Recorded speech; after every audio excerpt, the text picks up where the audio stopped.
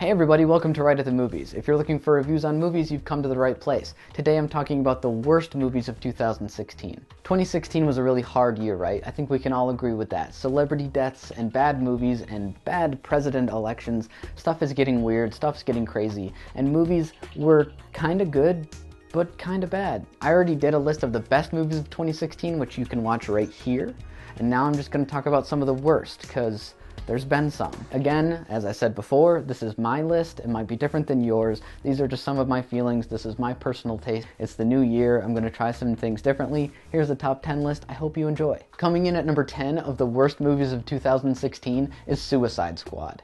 I'm a big fan of DC, a huge fan. They're kind of my first fandom, and kind of still one of my biggest fandoms. I was looking for this movie universe to start. I was excited to see where this universe goes, and yet most of the time, it's just leading to a lot of disappointment. This movie is a mess.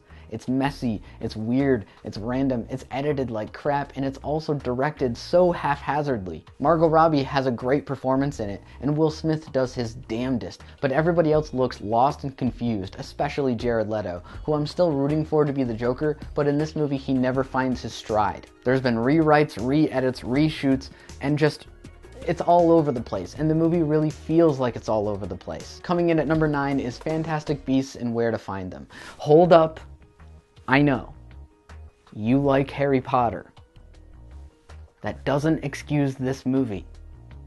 It doesn't. Harry Potter is a cool franchise. There's cool things you can do with it. I was excited to see this. I like Harry Potter.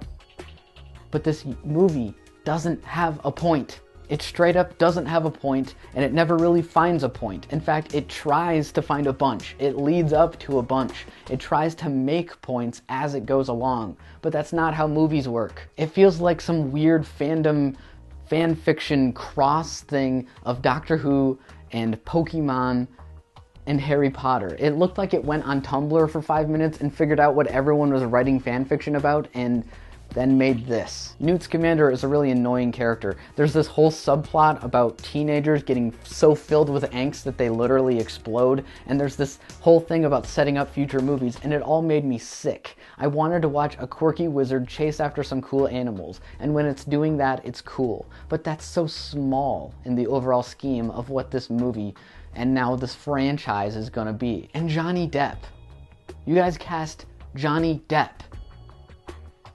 Have you been reading the stocks on Johnny Depp lately? He's not cool anymore, right? Coming in at number 8 is The Girl on the Train. Now I had this one tied with another movie, Blair Witch, and I was trying so hard to differentiate which one I hated more, and it came down to this. I remember Blair Witch. I had problems with Blair Witch. I had a lot of problems with Blair Witch, but I remember it. I remember why it made me angry. I remember how I thought changes and ideas were dumb.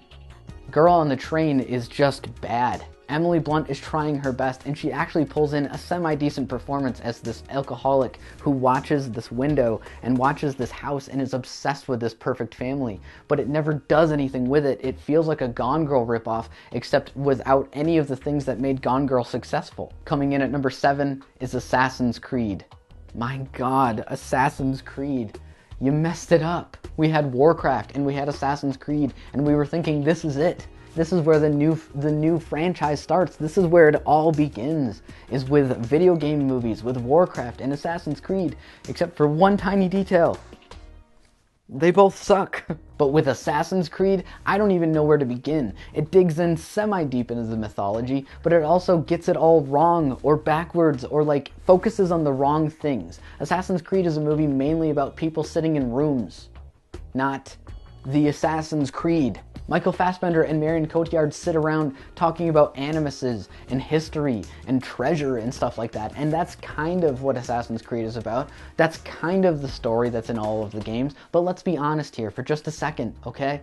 That's not why people like the games. The assassin stuff feels so secondary, and yeah, there's cool cinematography when he's in the Animus, but it doesn't give you enough time to look at any of it. Instead, it edits around it. It keeps cutting to shaky cam and close-ups, and you never get a chance to focus on any of it. It's just crap. It's just a miscalculation across the board. Coming in at number 6, Ben-Hur.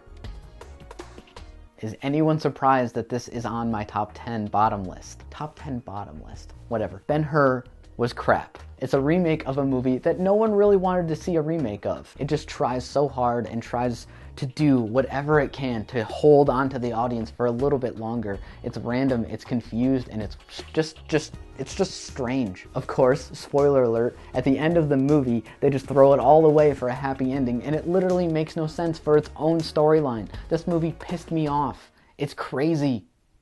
And Morgan Freeman in dreadlocks is the most hilarious thing I've ever seen. Seriously, someone looked at this and thought this was okay for a multi-million-dollar movie. Coming in at number 5 is Independence Day Resurgence. Independence Day 1 from the 90s is a cool movie. It's a cool idea. It's cheesy, it's over the top, but that's kind of what makes it cool, right? Will Smith at the height of his power, Bill Pullman's awesome America F yeah speech, that salute, everything about that movie, while cheesy and over the top and just plain stupid, is also awesome. Maybe that's because I'm a nostalgic 90s kid, but either way, I really like the first Independence Day. But this one has next to none of the things that I like about it, and it tries to feel like a fan service kind of movie, and yet it gets all of the fan service stuff wrong. Jeff Goldblum looks bored looking for a paycheck, and Bill Pullman is basically playing a hobo. None of the things that are magical about the first one are in this, including Will Smith. His character is only mentioned in passing because he's dead, because he'd rather be making Suicide Squad, which is also a terrible movie. The aliens are boring now, the ship battles are boring now, the character monologues are boring now, there's not even a cool speech at the end. Everything that could have happened for an Independence Day movie doesn't happen. Coming in at number 4 is Masterminds. Masterminds is a movie that I saw opening weekend, and there was no one else there. And the worst part is, that didn't surprise me. You have a full all-star cast of comedic actors here, and none of them have anything to do, including Zach Galifianakis, the main character of the movie. It's cringeworthy, it's boring, it's weird, and it's not funny, which is a cardinal sin of comedy movies. Coming in at number 3, 9 Lives. You remember 9 Lives. It's Kevin Spacey. He turns into a cat. Remember that? Remember that movie? I sure do. Kevin Spacey is a busy businessman, and his family make a wish, and now he's a cat, and then he learns the true meaning of Christmas, and he gets his family back. We've all seen all of these kind of movies before, but now it's with a cat. So that's new, right? Coming in at number 2, and still hurting me deep in my heart, is Batman v Superman: Dawn of Justice. The movie I've been waiting for my entire life. Batman and Superman in one movie together. Fighting and then being friends and then saving the world. I've been writing spec scripts of this movie my whole life. I've been playing out with action figures this movie my whole life. I've been waiting very impatiently for this movie, and now it's out and I hate it. Watching it in the theater was like that moment from Clockwork Orange. I couldn't look away. I was crying, I was screaming, and yet I couldn't look away. It was the movie I've waited forever, and now it feels tarnished, it feels ruined, it feels broken. It legitimately depressed me afterwards. I almost wanted to throw away all of my collectibles and stuff. This movie changed the way that my brain worked. And now Justice League and Wonder Woman are coming out, and Suicide Squad still sucks. All of these movies, I'm trying my best to be an optimist, but damn, man. Damn. And coming in at number 1 of the all-time of 2016, worst movie of 2016 is Gods of Egypt. It's a stinky pile of poop. It's not good. People were upset about the whitewashing, and that's a problem. But I think a lot of African actors, a lot of Egyptian actors really dodged a bullet here. It doesn't feel like it's trying at all, and it takes Egyptian mythology and then warps it to its own idea, which just feels so wrong in so many ways. And Gerard Butler is the greatest Scottish Egyptian god I've ever seen. With jaw-droppingly terrible CGI, a storyline that's near incomprehensible, and a length that doesn't feel like it's ever ending. This movie feels like it takes 19 and a half hours to finish. Racism is a problem. Sexism is a problem. Stealing other people's cultures for a movie about CGI dragons is a problem.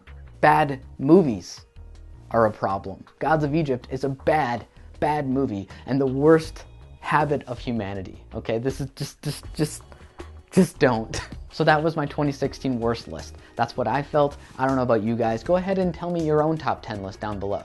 Thank you for watching. Please remember to like and subscribe, and you can check out some more reviews right here or wherever. Thank you.